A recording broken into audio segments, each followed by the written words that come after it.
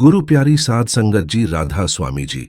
संगत जी, आज हम जानेंगे कि सतगुरु कैसे हमारे भीतर बंद पड़ी आंख को खोलते हैं।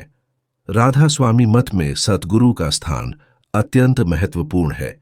इस मत के अनुसार जीव, मनुष्य आत्मा, माया और कर्मों के बंधन में फंसा हुआ है और अपने वास्तविक स्वरूप अहंकार रहित चैतन्य आत्मा को भूल गया है।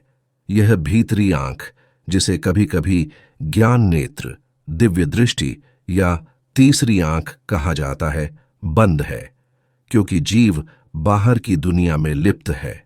सतगुरु ही वह शक्ति है जो जीव को भीतर की ओर मोड़ता है और इस बंद आंख को खोलता है।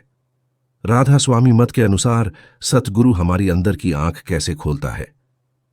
नामदान। सतगुरु जब किसी को नामदान देता है तो वह उसे शब्द, ध्वनि शक्ति, अनाहत नाद और ध्यान की विधि बताता है।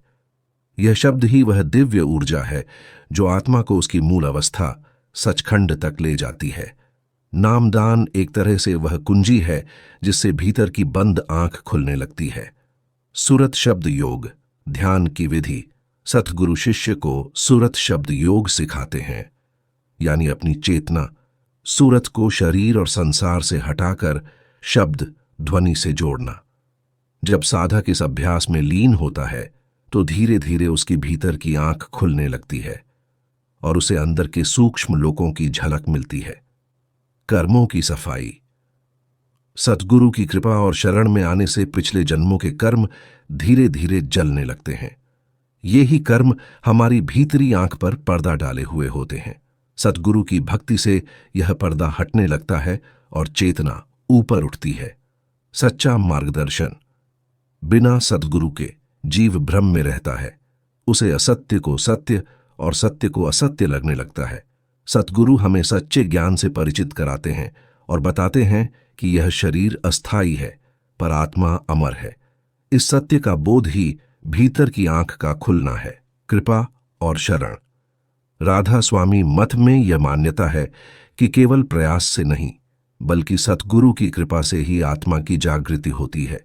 जब शिष्य पूरी श्रद्धा से शरण में आता है तो सतगुरु अपने प्रेम और शक्ति से उसकी आत्मा को ऊपर उठाते हैं और भीतरी आंख खोलते हैं।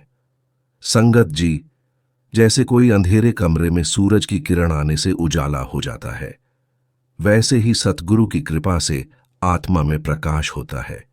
वह ज्ञान नेत्र जो जन्म जन्मांतर से बंद पड़ा था, वह खुल जाता है। राधा स्वामी जी।